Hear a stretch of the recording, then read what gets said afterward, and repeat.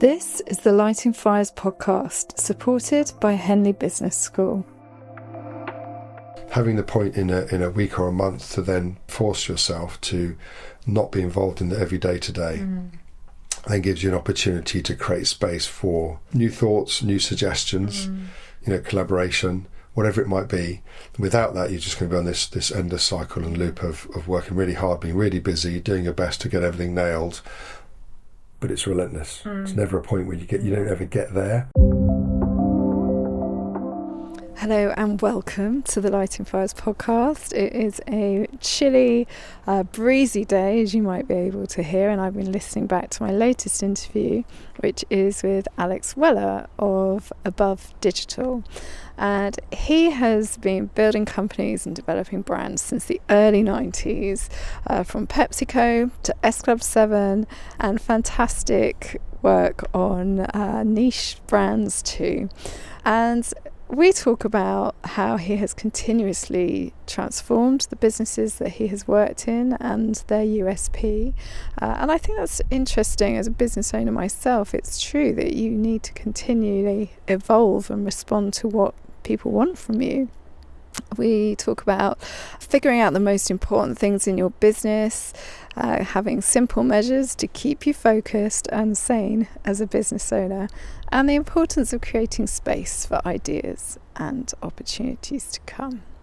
And I think as a coach, this is an interesting episode too, because I hear from Alex about how the impact of some of the work we did actually came much later, years after the work had finished. So I really hope you enjoy this episode, and I'd like to dedicate this one to Nick Parker, a friend and colleague of Alex and myself who always brightened up our workspace. So Alex, welcome to the show. Hello, Julie. Hello. Would you like to introduce yourself a little bit more? Sure, yeah, hi. I'm Alex Weller, and I've been running Above Digital since we started up in about 2014, a bit before that, in the kind of way it evolved into what it is now. My background is design, since kind of college days through to running a business with a bunch of guys back in the mid-90s, through to starting a business in 2010, which is Above Digital. We were started up in London. We're now based in Reading and working with clients all around the UK, some global, doing lovely bespoke website design and build, as well as branding. Yeah.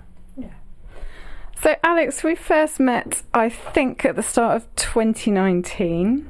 I had been running some workshops in the shared office space that we're based in. I think it was setting and achieving goals at the start of the new year. And from there we started having some conversations about potentially working together. But I'd love to hear a little bit more about your backstory, the journey to the point where you actually came to coaching, particularly because you were part of running some really successful agencies back in the 90s. I seem to remember you talking about working with big brands like PepsiCo and Heineken, and that was a big part of your experience as somebody building up their own business now. So I'd love to hear a little bit more about that. Sure, yeah. So, I mean, my career started in the sort of agency side, let's say, probably around the mid-90s.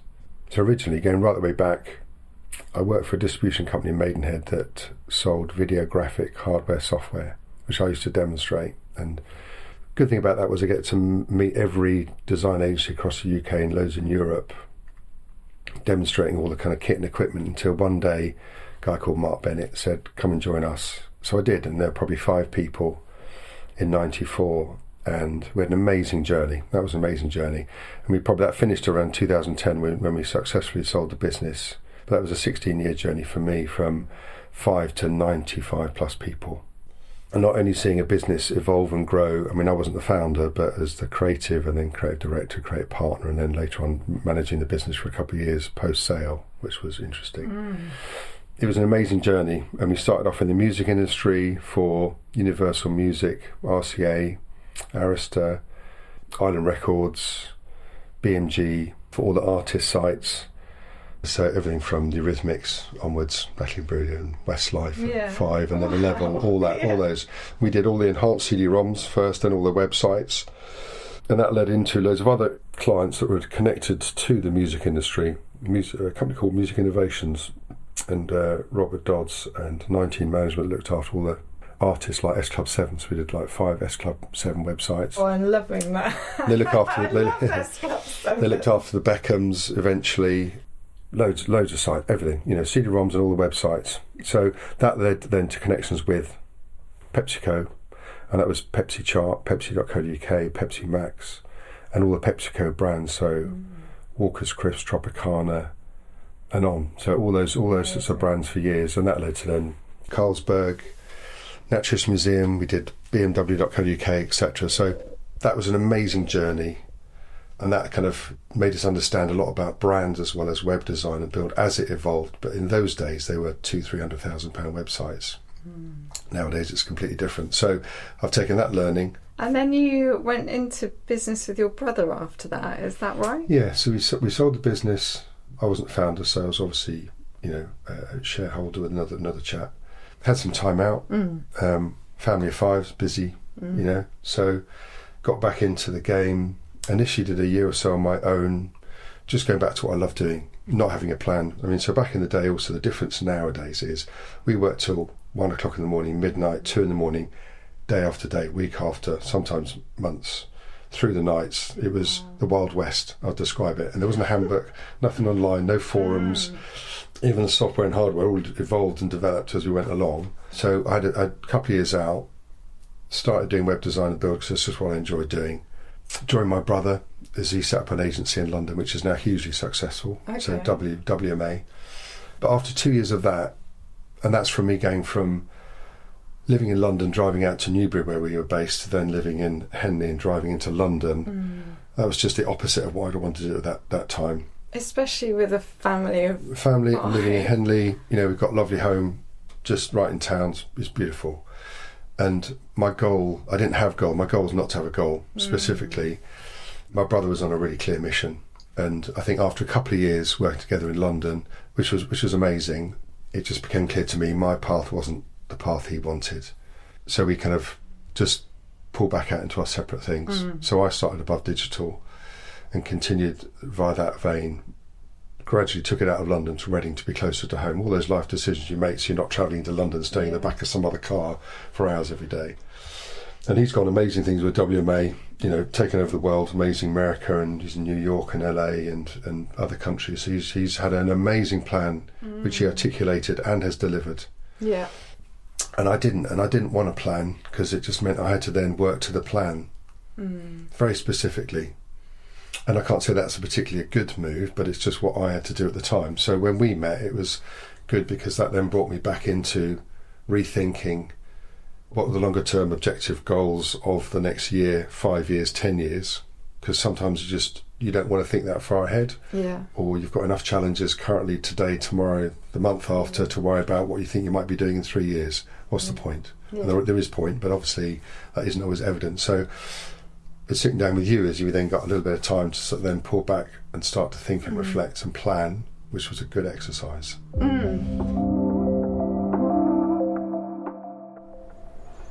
If you're listening to this and you're interested in training as a coach, I can highly recommend the Professional Certificate in Executive Coaching, or even the Masters at Henley Business School. It is the best investment I have made in myself and my business.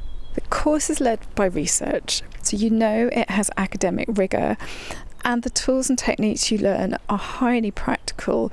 You get the opportunities to practice, you build confidence. I also gained friendships for life, a community that's continued to support me. I can highly recommend it. So if you decide to take the plunge and contact Henley about the certificate programme, do mention the Lighting Fires podcast. So when we first started working together, we talked about you, as you say, wanting to develop a plan, wanting to have goals. What were you hoping to achieve through the coaching? I'd say sometimes I don't know. Because I think on your own, when you run your business, you're on your own, pretty much. I loved in the past where there were three of us at the helm and a great team around us, really amazing team of people. But most of the time now I'm on my own. So when you need time to reflect or think or plan or just pull back and have a different perspective or influence on what you're thinking about and how you think about those things, that's what makes, I think, the difference. You get time to stop and sit down, even if it is that sort of classic one of booking out set time in a week or a month, to not be interrupted by anything else, to then think about things that otherwise don't get space. Yeah. So part of it was to basically help get a wider perspective and a future plan together. But also I think at the time, when you're smaller, new business is always not a struggle, but it's always a challenge. And also I think you don't always know what you're going to be. So we do web design, but there's lots of people doing web design. There's cheap, expensive, 100 grand, 500,000, 3 million. So where do you sit? Yeah. What's your place in that arena? Who do you go for? What do you deliver? So sometimes that time was to then stop and think about the plan, try and recognise what the business is doing, to then see whether you sort of define that as your USP, to then start amplifying that. And then that's what's happened over time. Maybe not what we started out doing initially, but that's what comes out of that process. Yeah. I'm probably answering a different question in the sense of jumping ahead, but I think that's really interesting. I think we definitely started out needing to develop this plan, but it felt like we were just stopping the clock almost and just pausing and helping you figure out where you fit in the market and what kind of clients you want to be working with, what size businesses, what were you hoping to be bringing in every month. And it felt like the business was going through this kind of little transformation, and we were figuring that out at that time. Very much so. And I think I'm saying some of that now with hindsight. So at the time, and I'm trying to think back to that time when we did, it was very much more trying to stop to just look at revenue, turnover, costs, what you deliver. And again, I suppose even though you kind of know those things, you don't sit down to identify them specifically, to then pull them out as things that you then create a pattern or a line into something meaningful. They're just stuff. And I think in the earlier days, not knowing where your business will come from, and the design agencies and digital agencies are like that. So even back in the day with the other agency, we might turn over 250, 300,000 a month. It's huge. You still didn't have much more visibility than 2 to 3 months, which is always hugely scary. That's really scary. Yeah. But you know what will or might probably happen, because you look back to go, well, the last 6 months, 12 months, 2 years did, so probably the next will happen. Isn't always the case, but that's one comfort factor. But to stop to look at it, to identify it, to give you confidence to go forwards, that's good time to spend looking at that. Otherwise you're just busy beavering away, dealing with the next day, week, month, probably, or 2 possibly. Yeah. And I remember also, as a business owner at that stage, you were needing to link it to your personal finances as well, and kind of thinking about where you're at with, your own family, the mortgage and the pension, and trying to get that big picture figured out. Yeah, certainly from a longer term perspective. I think if you're running a family, there's always stuff that's busy, and typically money comes in and goes out. So probably not one that we don't do any financial planning. We just, you do what you got to do, for want of a better way of describing it. So it's good to kind of work out in some of that planning, the financial plan of expectations for kind of 2, 3, 5, 10 years, to then give you a better steer for what you're trying to do. And that does help guide you to a degree. Some of that stuff all kind of pennies drop sometimes a bit slower as you go along. So for me, I didn't really enjoy planning so much. Only I think now, as a later realisation, is more that fact that, initially there's detailed plans for the next week, month, 2 months, 6 months, possibly that year. But then the 3rd, 5th years, I just couldn't see the relevance of that, because it's so far away you don't know. But it does give you a goal. Yes. Yeah. And that's probably a later realisation for me. At the time, I didn't fully get that. So it's funny how just pennies drop as you go along sometimes, even though you're armed with information. Making it applicable, or kind of, for want of a better word, for that penny to drop doesn't always happen straight away. Just because you know something doesn't mean you do it. And I was thinking back to, I think I sent you a link to a business plan template, which I had used myself for my business, that I found really useful. But we've talked since about how I think we often think that a business plan is this kind of magical, mysterious, amazing, sophisticated tool. And actually, it's really simple, isn't it? It is. So with a plan, to me, I struggled a little bit in the sense of there was too much to consider on too many options over too great a period of time, where part of the plan was then just keeping it simple to just say number of staff, turnover, types of business, and get used to the fact that even though it's notional, it's just made up, it's worth having in the sense of a vision, but it's definitely not the detail. Yeah. So I struggle with that quite a bit. So I think having a plan like that helps you visualise stuff that you move towards, and that helps. And it is fascinating though to see maybe a year later when you look back at what you predicted, to see how much of it came true or to pass, and that's always encouraging. Yeah. So what else happened in the coaching that was useful for you, or created a shift or a moment of change? I remember we looked at your Myers-Briggs results, so that was interesting. I understood it as in what it is and how it defines who I am. I don't know about the impact it had on any things that I did that changed. So it's fascinating. I always feel like I'm very self-analytical anyway. Yeah. So maybe it recognises traits or strengths or weaknesses that are useful. So, but I talk candidly. I mean, I did look at it, fascinated, very interested by it. Yeah. But I can't think of a direct impact unless you can tell me something.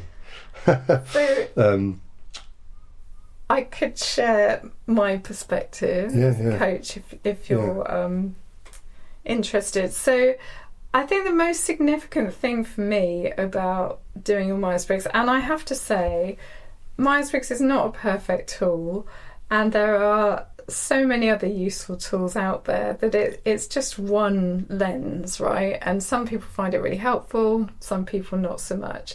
But what I noticed with yours is that you had a slight preference for perceiving, which is defined as somebody who perhaps is not so structured, doesn't perhaps plan that much ahead, is very good at kind of last minute. You know, if something changes, they're really good at responding with energy in the last minute. They could be spontaneous and flexible. And I wondered if that reflected you and your approach. Yes, that does. I think so. It's kind of hard to analyse it on yourself, but yeah, I would say I do. I'm not a planner. I think about everything a lot. Yeah. And maybe this is product of my last agency where we worked really hard all day, every day.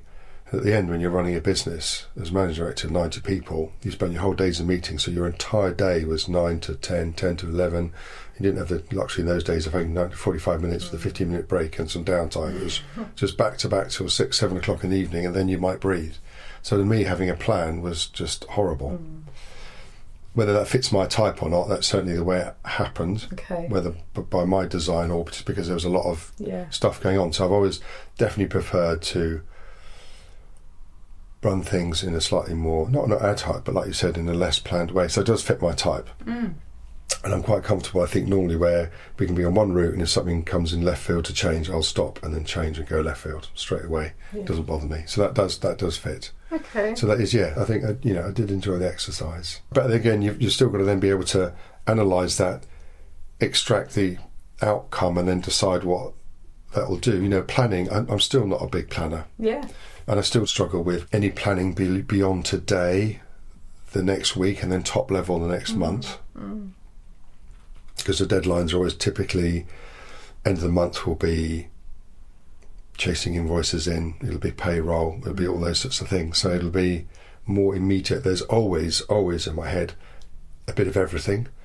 So you're always thinking about the longer term and about staff and teams and skills and resources and where you want to go as a business. They're all concurrent in my head. Yeah. So I have always in my head about 50 topics concurrently. I don't have a topic for this month. There'll be things that are prevalent today, tomorrow, or we're going to do an action short term. But all those things are in my head all the time to a degree. Yeah. It's always around, and you pull one down at a time when it's relevant.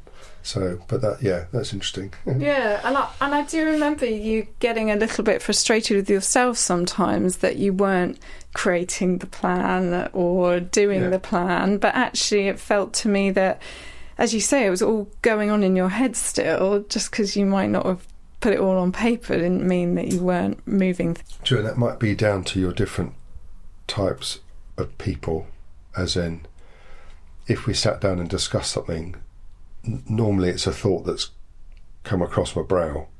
It may not be a specific thing, but it would be like if someone said something, it would be, oh my God, I never thought of that. I've thought of everything to some degree. Yeah. And maybe all those things mean you end up not pinpointing anything down specifically and then doing anything about it because there's too many. Yeah. So the planning process, which I'm still not great at, does help you then, though, at least make you think and vision of where you want to be. Yeah. And I think I struggled a lot with that, because when you said, what's your vision for 10 years? I think my answer was, I don't have one. Yeah. Continue my life, which I enjoy, and I don't have visions of helicopters and Ferraris and buying an island and all that sort of stuff. Not I don't have any aspirations. I love that, but they're not things that I chase to make me happy. No. I love my family life. I love being in Henley, mountain biking across the Chiltern Hills and finishing up in a nice little pub in the middle of nowhere on a sunny day is beautiful. And so I think in my kind of vision or goal, probably now at a later stage, maybe 5 years down the line, at the age I'm at, I'm now looking more of an end point. So you then thinking, well, actually, where will I be? Where no one ever dreams about where they're going to be when they're 60 or 70, because you don't particularly want to. But in your 50s, you definitely start to think about that. And that brings that need then to think, well, actually, I need an end goal, and this is what it should be or could be, and then you start working towards that, and everything then has that little bit more structure and purpose. So at the time we sat down together, because I think I'd come out of, still, probably, was it 2000? Well, it was a bit later, yes, probably 5 years later, I was still not wanting to have a big plan and an end goal, because we'd had one before and it was awesome and amazing, but it was a lot of hard work, and it was just living for that light at the end of the tunnel, which was more then for me was about today, nice coffee in the morning, bike ride, family, doing whatever, not about the dream goal of where I want to be in 15 years time, because that's too far away. But that was then. So I think that is where I was, and I wasn't doing that probably quite deliberately. Yes, yeah. And I'd say, is that better to be like that? No, but that's where I was at the time, relatively consciously, sort of. So going back to yourself, then that brings that planning process in then to start thinking about that, and that sort of 6 month, 1 year, 3, 5, 10 year plan is a good thing to have and helps give you focus. And I think for some people, they probably can't live without that. I definitely could and didn't want to. Yeah. I mean, I see that in a lot of the people that I coach, that they do really want to have that vision and the goals and the plan. But I think you, having achieved so much at an earlier stage in your career and experienced the kind of the stress and pressure, but also the amazing achievements, it probably felt like time to do things a bit differently. But I'm wondering, what else happened during the coaching for you? Were there key moments of change, or where something shifted, or a realisation, or something really small? It was less big moments of realisation. It was more the time we took out on a regular basis, every month, to pull back, sit down, and just think about the business in a different perspective. I think every day, as a sole, owner of a business, you are your HR and your new business and your sales and marketing, and it's everything. So, and they're constant. There's never a day there are some days when you've got less stuff on. There's never a day when you don't. So the ability to pull back for some time and through a more structured process, which you would lead, to go through various things was really beneficial. Think about the planning and just take time out to then reflect. So it was more, for me, I think for more of me, it was that at that point. But also to lead me into then, planning and thinking about that sort of the future, sometimes addressing specific issues. So I felt less like it was less eureka moments. I think that more comes out over time. And when you discuss or plan to do things and then you start to deliver upon those things or act upon them, then the outcome is maybe not a moment in time. It might be something you can look at in 6 or 12 months' time to look back and go, oh, we weren't doing that, or this wasn't working out, and now it is. That's because of that process. Yeah. Yeah. Okay. Are you feeling stuck and need some help moving forwards? At Lighting Fires, I work with business leaders, future leaders and their teams to ignite their full leadership potential. Whether you're a business owner or leading in an organisation, we can work together to create a programme tailored to your priorities. Throughout our coaching together, I see my clients' confidence and capabilities grow as they gain a greater understanding of how they work, learn to make quicker decisions, and develop a vision for their role and a plan on how to get there. Through the challenges and the breakthroughs, you'll have me by your side. Get in touch on LinkedIn or email me, julie@lightingfires.co.uk. I remember we talked a little bit about you getting clearer on what kind of clients you wanted to work with and the size of those accounts that you wanted. And we also talked a bit about at what point could you hire more people and the kind of calibre of people that you would like to have in your team. The part of the planning process in more detail, year 1 to 3, that was around, for me always it's turnover. And within that will also give you headcount and then division of labour. And thinking back to the time, we were website design and build, and also we do all sorts of stuff, design, bit of print, some branding. And again, this is something over time. So, yes, it was a little bit of the visioning in those sessions, but also then looking at over time, the things you deliver. Some of that comes to you. Stuff just presents itself to you, and you need to be ready to do it. So probably over the last 5 years, we've done more bigger branding specific projects, although we're not a branding pure play agency at all. So the branding and also developing more and more bespoke websites, just as they increase in value, you then can then up your game in the sense of what you deliver creatively, because we've got the ability. It's just the budget and time, and also the technical ability to deliver it and bespoke build it. So after time, seeing the bespoke work we're delivering, and then that branding, that became our kind of, I think, our USP, which we're now identifying, but also dialing up to then make a particular USP.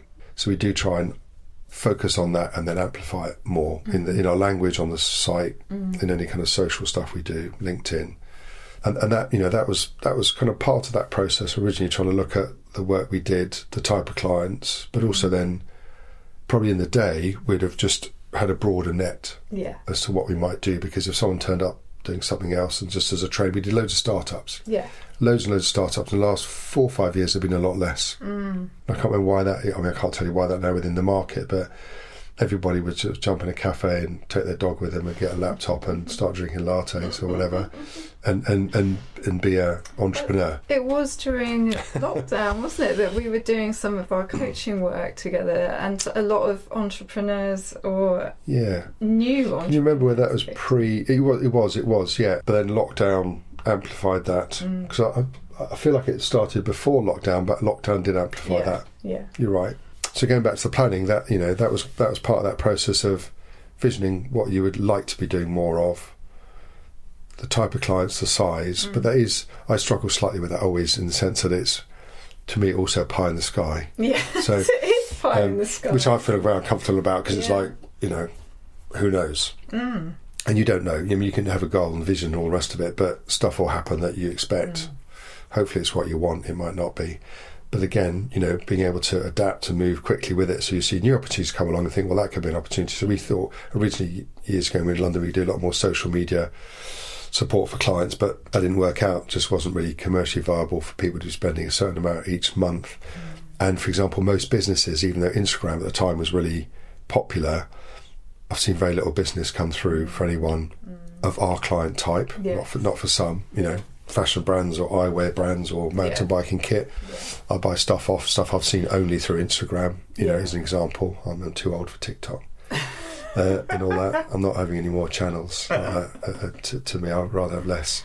But so I think that's sort of, to answer your question, I think that's probably one of the most important parts of me that I can remember. And what I do love about, I have a marketing and branding background myself, and I see your websites, the creative output is beautiful and incredible, and so it feels like you keep going from strength to strength, and you've got great people to help you make that happen. The team's brilliant. It's good and bad. It never stands still.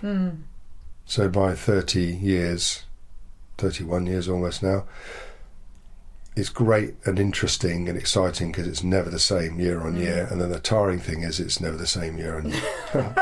I'd hate to do the same thing all the time. That would be boring. But also it'd be nice to not have a kind of a huge journey each year on. The moment you've got certain design trends or styles or things that have been done out there that you're doing that are newer or they're at the forefront, once everyone else is doing them, then you need to be moving on to the next thing. So it's a constant evolution, which is, an opportunity, and it's also relentless to say. So anyway, but I've got a great team of designers and developers that then deliver that, and it is a constant learning process. But I think that's our gig, isn't it? That's I remember that from '94, my first job, an evolution. Almost pre-internet dial-up modems and CD-ROMs, burners, which was also new, 3D modelling animation, and all that stuff now is just commoditised. Everyone can do it, which is awesome. So you're worrying less about the technicalities and some of that process, but then, it'll be more about the creative and the ability to deliver it. So I've got a good team that helped me do that, which is great. No, absolutely. So is there anything more or any other reflections from the coaching that you'd like to share, or perhaps something that you didn't get out of the coaching that you would have liked to have done? No, at the time we sat down on a regular basis, that's when I needed it. And I think at that time the landscape was pretty open for me, having moved from previous agency, being in London for a few years with my brother, doing really cool stuff again, but again at a time where that wasn't for me. I was mid-50s, everyone there was 25, and the music industry definitely is a landscape that was fascinating and in huge change, which my brother has made great opportunity of, which I think most have failed and not been able to. We walked away, I can't remember, probably 2005, but earlier we walked away from the whole music industry just because there's no money left in it. So for me, it was about that time where we sat down together, helped me understand my current landscape and navigating through it, which was a lot of change from London coming out, and that they're all good moves. Actually, the best, it's funny, sometimes you do something really you don't know. And it seemed like a really scary move to move out of London, because London was credibility, it's where it was all happening. All our biggest clients weren't always in London. We had Bacardi for years, one of our biggest clients, 16, they were in Southampton. PepsiCo were in multiple places. So that really helped me then understand the landscape, planning, bit of self-analysis, and bringing some structure into what I did. I think that was it. And just the physical time to stop, pull back, talk to somebody else that's got a lot of experience and understanding of things that will not be what I experience or have done in my world. And it's all kind of marketing, design things, but everyone's got a very different slice of the world. So having a different perspective on that, either analytical or not judgmental, but analytical, and then being able to bring in alternative ideas or suggestions, whether they're right or wrong, always put you mentally off into a different consideration to think, okay, you might explore it and then go, no, not for me, or yes, or oh yeah, I hadn't thought of that. So it's the time, I think, because I don't think you have one session realisation rush off and you got a plan and off you go. it is about consecutive time for me, weekly planning, because some of that also has to come out in the wash as you go. I think that's it. Yeah. I think it is, a lot of the time it is about just pausing to spend time thinking about your business. Even when you're so busy, it's hard to justify doing that. It's so vitally important. And whenever I experience coaching for myself, I'm so glad I've done it. And I just think, I should do more of this, because it's just so useful to have that other person holding a mirror up to you a little bit, or just creating this vacuum in a really positive way. It is exactly that, creating the space. And I remember it was a Radio 4 programme about an artist, and he was saying in his childhood they got so bored. They got really bored. I remember, shops are shut on a Thursday afternoon, nothing on a Sunday, sit in the park with the dog and just do stupid things. But he said that I wish I remember who he was. He was quite a famous artist, and he just said, but without that space, without being bored, you don't create space mentally. And when you've got nothing in your head, stuff comes in. Yeah. And if you don't create space, then new things don't come, and you're just busy on that cycle. So definitely having the point in a week or a month to then pull back from that and force yourself to not be involved in the everyday today, then gives you an opportunity to create space for new thoughts, new suggestions, collaboration, whatever it might be. Without that, you're just going to be on this endless cycle and loop of working really hard, being really busy, doing your best to get everything nailed. But it's relentless. It's never a point where you don't ever get there. You just get through the things you need to do. I might write down 30 things every morning I've got to do. I've probably done 15 by the end of it, and picked up another 20 every day. So you do that, and the 50 things you do are crucial, and they are the most important thing, and they'll always rise to the top. But it's relentless. You're never there. So it gives you a little bit of structure and time to pull out, create space, and then opportunities come in. I agree. And I'm currently celebrating 10 years of my business, and I've been looking back through some of the notes that I wrote about my own planning and business development and conversations I'd had right at the start of setting up my business. And even just that exercise has been really useful for me to look back, remember all those steps that I took, the things that worked, the things that didn't work. And it's encouraged me to start doing more of that now, just taking that time out. Definitely. And also having, if you don't map that out and plan it at some stage past, in the future you won't have that to look back on. So at the time you may not feel like it's helping you much at that time, because it's kind of at that point in time it isn't directly. A year later, to look back at the 3-year plan, or 5 years later, and go, crikey, that's what I thought I'd be doing 2 years before that, and I didn't do that, and I did do that, and I did do this, and that happened. And I've done it recently now, back on the plans when we went through that process, and lots of the stuff that seemed like pie in the sky have happened, whether it's because of that plan or because they were going to happen, or you made it happen, who knows, but there it stands. So you can then look back on it, and that's really, really assuring, gives you confidence about the next plan. So if you don't log it to start with, you'll have nothing to look back onto. So that's a valuable exercise over time. I feel like it's almost the narrative of your business, isn't it? It's having that story of your business to look back on, and it helps you then think about where you want that story to go next. It does, yeah. Definitely. Always a challenge for me of not knowing what the future will hold. But always, I think whenever you are not able to look too far future, it's always good to look back.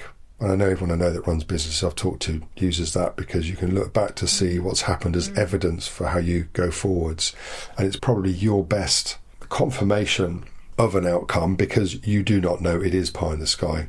I remember when we'd sold the business in answer to a PLC group, they constantly wanted 6-12 month plan, turnover predictions.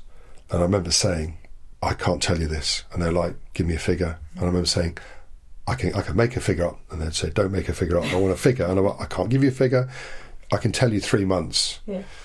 And there's all sorts of processes in sales teams, the opportunity pipeline confirmed and all that sort of stuff. But beyond that, you don't know. 2010 financial crisis, recessions, Brexits, all those sorts of bits and bobs that go on, you just can't tell those things. But, looking back to help you look forwards is a thing that then will give you that confidence as best you can at the time. Yeah. And then you work out your next plan. So, Alex, at this point in the interview, I'm going to ask you to select one of my surprise questions.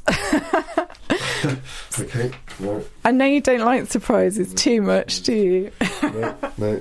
It's like a fortune cookie. Okay, so I've just pulled one out. Miracle question. If you were to go to bed tonight, have a wonderful night's sleep and wake up tomorrow morning to find that everything has changed in a positive way, what would you notice? So this is thinking about how you might like your business to evolve or something to be a little bit different as things progress. Is there something that you'd love to see happen? Well, that's a good question. For me, it's always having new opportunities. Always. Currently, as we stand now, we've got a really good team of people. I'm not scared of process or ability to deliver or most things, So I think our capabilities are really good. But it's having opportunities. So for me, if I could wake up in the morning and there was lots of something that would make my life better, it would be opportunity. Because every time we have a new client, it's a different industry sector, they've got different challenges, they want to do different things, and normally we can really help them. If it's identifying a bit more about their brand DNA and how we visualise that into something visual, because this is maybe too long-winded, but we had one client come in, they had a 93-page report around the business and their perception by their client base and about the branding, but it's 93 pages, not had a single visual thing in it. So we had to distill that all the way down into some visual outcome and create some branding. And that's a huge opportunity where 93 pages of awesome stuff, all written by someone else, was there, War and Peace, and was incredible, but it gave them effectively tools, but it gave them nothing visual, nothing in design, nothing for a brand. And that opportunity for us to turn that into something visual was really exciting and actually something we love doing. And that was a new opportunity. So our little world, we could do our thing, which would enable them to completely change how they look. And that's opportunity. So the more opportunities we have, the more we have to do, then probably the happier we are. Or the happier I am, the business. So that's what I'd like if I could wake up and there's lots of. Thank you. And is there a sector or a client that you would love to add to your books? No one specific. We'd work with anybody, anything. So we're typically small businesses, and they're so varied. It might be electric bloke manufacturers, to London media agencies, to e-bike, e-commerce websites. They're all hugely varied. So I would love to go back to doing more brand work in the day, but I do remember the brand work was always quite hard work, a very different kind of culture. Working with smaller businesses is nice because you get to meet the owners and the people at the top of the business who are the most passionate about what they do. All you got to do is ask like a few questions to someone who founded and run a business. They will know everything. So I don't have any particular brand or business. We'd work with anybody because they're all interesting. And if you get into one sector, then you become sector specific. So no. And I've done Pepsi's and Bacardi's and Carlsberg's and all the big brands, as good as anybody back in the day. So I think for the business it'd be good to move more bigger brands and more recognisable brands for prestige. But they will, they'll come to us over time if we continue to grow. And I guess the beauty of working with all these brands and these founders is that you're just learning so much all the time about different businesses and products and people, and that's fascinating. You do. We're working with a company at the moment that does ultrasonic fluid measurement. So in Formula One cars, when they stick the tube in the pit stop and it just pumps in 200 litres of fuel, that's probably incorrect. They provide ultrasonic fluid measurement, aeroplanes, trucks, boats. Fascinating. And something that never come across your brow is fascinating, but it's their world. And when you step into their world, that's everything to them. And they've, this particular business, I can't tell how many staff they've got, 40, 50, and they do stuff all around the world, and they're amazing at what they do. And it's like a luxury of 3-4 months you step into their world, even if it's just for website design. But in their website, we've got to cover everything they do: product, people, news. We touch on their visions and goals. It's fascinating finding out about a business to that degree, and you meet the founders or the owners, not all the way through the project, but certainly very much the beginning and then towards the end. It's fascinating. So that, I think, if to work with companies like that is a privilege, and I find really interesting. So I'd rather be doing that in some respects, because you never know how it's going to unfold. But it's interesting to meet that kind of level of individual and then see their passion for what they do. Yeah.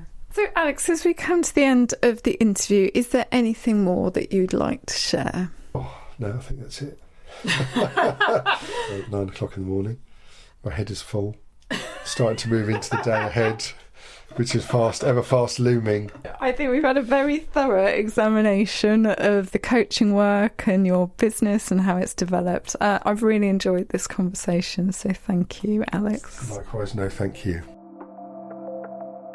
So, as I listen back to this episode, I'm reflecting on how important it is to do your business planning and to keep it simple, along with a vision, something to work towards that really motivates you, and having some simple measures to keep you focused. And also, I really like the fact that Alex talks about how keeping your notes about these things allows you to look back and see how far you've come, but it also gives you wisdom for the next round of the planning cycle. I enjoy listening to Alex talking back about not having a plan is exactly right sometimes, and you need to trust what works for you in that different phases of your life. And he talks about having routines in place, those really simple indicators and practices that can kind of keep you focused. And we all need to recognise that business can be relentless sometimes, and you have to make time and space for the ideas to come. If you'd like to find out how we could work together, you can visit my website, www.lightingfires.co.uk, email me at julie@lightingfires.co.uk, or contact me on LinkedIn, Julie Williams, MSc. If you found this podcast helpful, please leave a 5-star rating so others just like you can find me and benefit from these stories.